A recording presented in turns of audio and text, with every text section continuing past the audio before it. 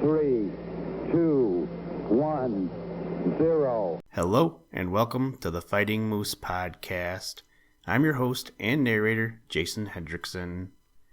This is a podcast where I retell stories, some fictional and some historical, that can be enjoyed by people of all ages. Today, we are going to read the story titled A Fisherman Robbed, which comes to us from the book titled The Burgess Bird Book for Children, written by our old friend, Thornton W. Burgess. One thing that I like to do is find and observe birds of prey. With the leaves off the trees, they are a lot easier to find right now in the winter, and I do see a lot of hawks. I went in search of a hawk story, but instead I found today's story, which is about the osprey and the bald eagle. I have seen a few bald eagles in my life, but to my recollection, I haven't seen an osprey yet. They don't appear to be around my house very often when I was looking at my Audubon app to see where they are, so I may have to travel in order to see one. I guess that's not a bad thing, because I do like to go to new places and check out the surroundings. How about you? Have you ever seen an osprey in the wild? As always, until I actually see these birds with my own eyes, I'll just have to read about them and see them in documentaries or other media outlets. Now, let's turn to today's story. I hope you enjoy. Let's begin. Liftoff. We have a liftoff.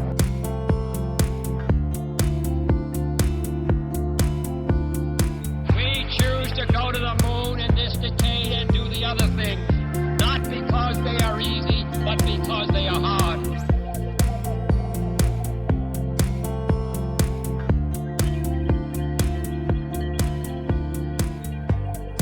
A Fisherman Robbed. Just out of curiosity, and because he possesses what is called the wandering foot, which means that he delights to roam about, Peter Rabbit had run over to the bank of the big river. There were plenty of bushes, clumps of tall grass, weeds, and tangles of vines along the bank of the big river, so that Peter felt quite safe there. He liked to sit gazing out over the water and wonder where it all came from, and where it was going, and what kept it moving. He was doing this very thing on this particular morning when he happened to glance up in the blue sky. There he saw a broad-winged bird sailing in wide, graceful circles. Instantly, Peter crouched a little lower in his hiding place, for he knew this for a member of the hawk family, and Peter had learned by experience that the only way to keep perfectly safe when one of those hook-clawed, hook-billed birds is about is to keep out of sight. So now he crouched very close to the ground and kept his eyes fixed on the big bird sailing so gracefully high up in the blue sky over the big river. Suddenly the stranger paused in his flight and for a moment appeared to remain in one place, his great wings beating rapidly to hold him there. Then those wings were closed, and with a rush he shot down straight for the water, disappearing with a great splash. Instantly Peter sat up to his full height that he might see better.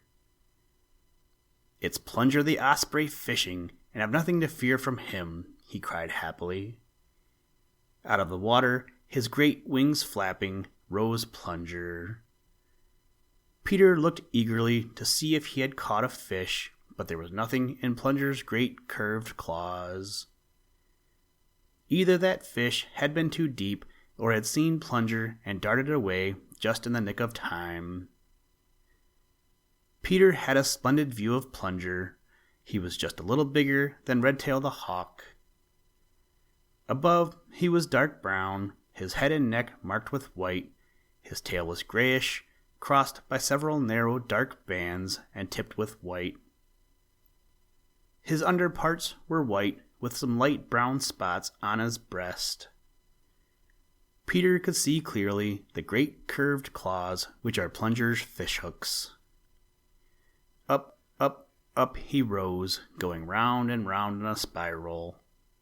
When he was well up in the blue sky, he began to sail again in wide circles as when Peter had first seen him.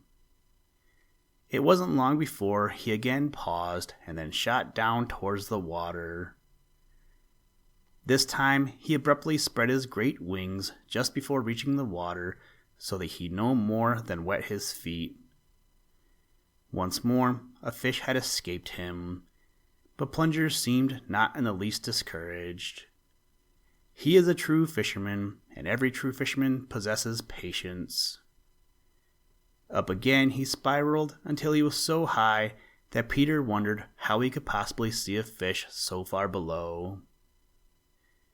You see, Peter didn't know that it is easier to see down into the water from high above it than from close to it.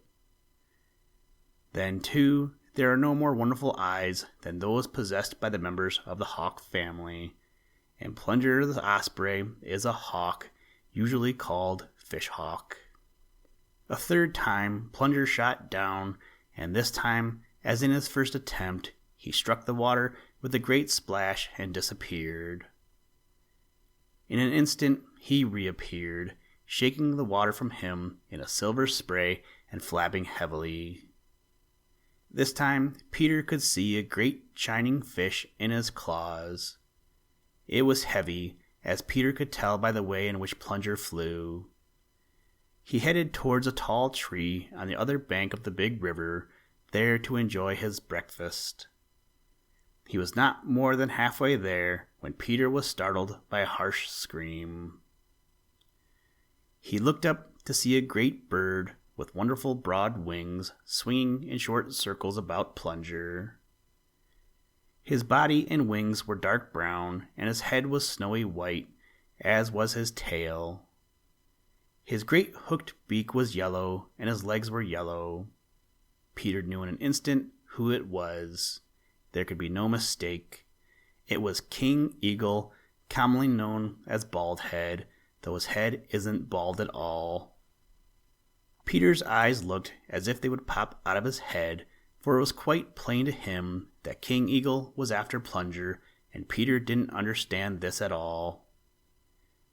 You see, he didn't understand what King Eagle was screaming, but Plunger did. King Eagle was screaming, "Drop that fish! Drop that fish!" Plunger didn't intend to drop that fish if he could help himself. It was his fish.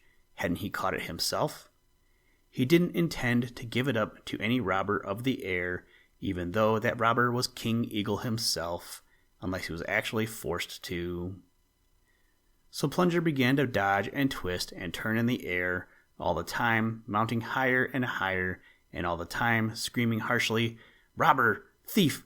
I won't drop this fish! It's mine! It's mine!" Now the fish was heavy, so of course Plunger couldn't fly as easily and swiftly as if he were carrying nothing. Up, up he went, but all the time King Eagle went up with him, circling round him, screaming harshly, and threatening to strike him with those great cruel curved claws. Peter watched them, so excited that he fairly danced. "Oh, I do hope Plunger will get away from the big robber," cried Peter. "He may be king of the air, but he is a robber just the same." Plunger and King Eagle were now high in the air above the big river. Suddenly, King Eagle swung above Plunger, and for an instant seemed to hold himself still there, just as Plunger had done before he had shot down into the water after that fish. There was a still harsher note in King Eagle's scream. If Peter had been near enough, he would have seen a look of anger and determination in King Eagle's fierce yellow eyes. Plunger saw it and knew what it meant. He knew that King Eagle would stand for no more fooling.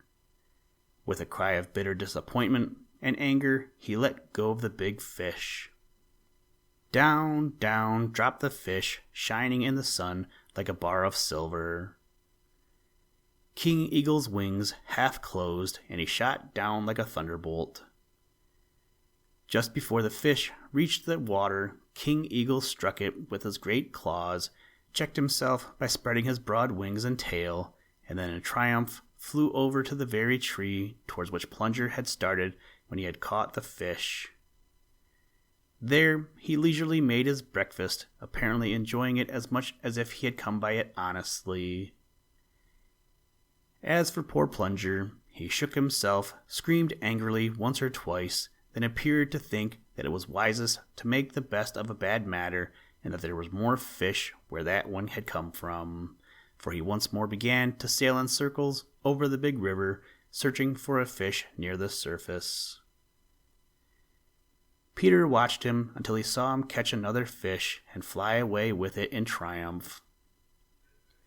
King Eagle watched him too, but having had a good breakfast, he was quite willing to let Plunger enjoy his catch in peace. Late that afternoon, Peter visited the old orchard, for he just had to tell Jenny Wren all about what he had seen that morning.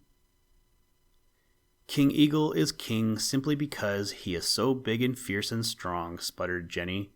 He isn't kingly in his habits, not the least bit. He never hesitates to rob those smaller than himself, just as you saw him rob Plunger. He is very fond of fish, and once in a while he catches one for himself when Plunger isn't around to be robbed, but he isn't a very good fisherman, and he isn't the least bit fussy about his fish. Plunger eats only fresh fish, which he catches himself, but King Eagle will eat dead fish which he finds on the shore. He doesn't seem to care how long they've been dead either. Doesn't he eat anything but fish? Asked Peter innocently. Well, retorted Jenny Wren, her eyes twinkling, I wouldn't advise you to run across the green meadows in sight of King Eagle. I am told he is very fond of rabbit. In fact, he is very fond of fresh meat of any kind. He even catches the babies of Lightfoot the deer when he gets a chance. He is so swift of wing that even the members of the duck family fear him, for he is especially fond of fat duck. Even Honker the goose is not safe from him. King he may be, but he rules only through fear. He is a white-headed old robber. The best thing I can say of him is that he takes a mate for life and is loyal and true to her as long as she lives. And that is a great many years. By the way, Peter, did you know that she is bigger than he is, and that the young during the first year after leaving their nest are bigger than their parents and do not have white heads? By the time they get white heads, they are the same size as their parents. That's queer and it's hard to believe, said Peter. It is queer, but it is true just the same, whether you believe it or not, retorted Jenny Wren, and whisked out of sight into her home.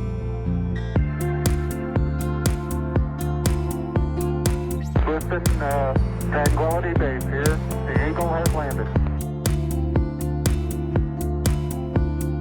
That's one small step for man, one giant leap for mankind.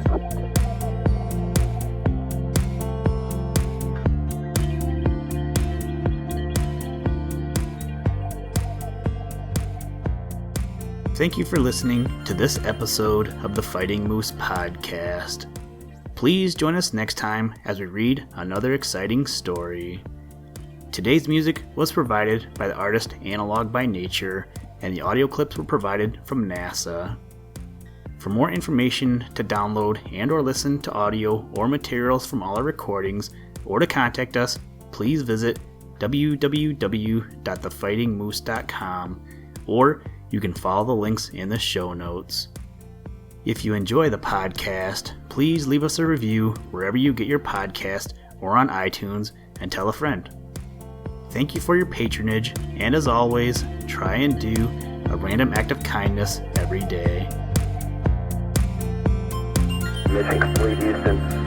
After serving the world for over 30 years, the space shuttle earned its place in history.